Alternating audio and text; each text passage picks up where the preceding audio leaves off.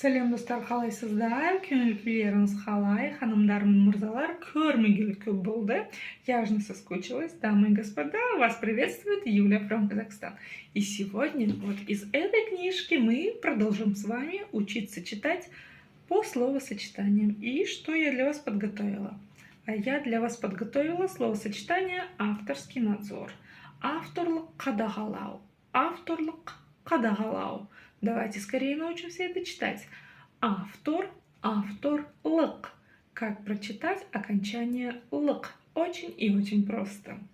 Буква «ы», в отличие от русской ее версии, в казахском языке читается очень коротко. И это, конечно же, тоже твердая буква.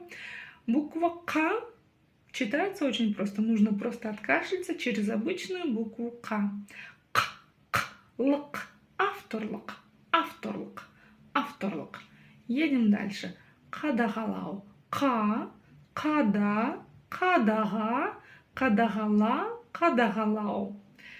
Букву К вы читать умеете. Қада, қадаға.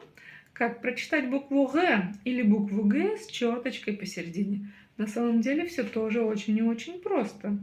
Нужно тоже откашляться через букву Г. Г получится. Г, да? Либо есть такой вариант. Очень часто люди искажают букву Г в русских словах. Ну как? Относительно русских словах. В общем, из русского языка мы так говорим, так принято. В общем, я думаю, вы понимаете, что я имею в виду. А то очень часто мне пишут, что это там не русское слово, еще что-то. Мне нужно, чтобы вы поняли суть. И к чему я это все? Говорят вместо город – город, вместо горох – горох. И, в общем, везде, где используется буква Г, говорят букву Г.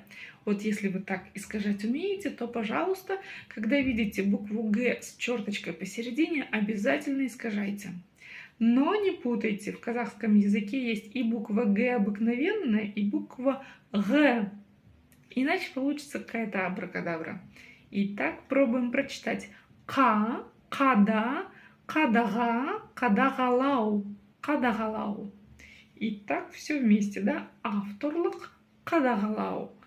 Авторлық, қадағалау. Авторлық, қадағалау. Дамы и господа, я была вас рада увидеть, была рада научить вас чему-то новому. Если вам нравится учиться вместе со мной, то увидимся в следующий раз. Ваша Юля from Казахстан.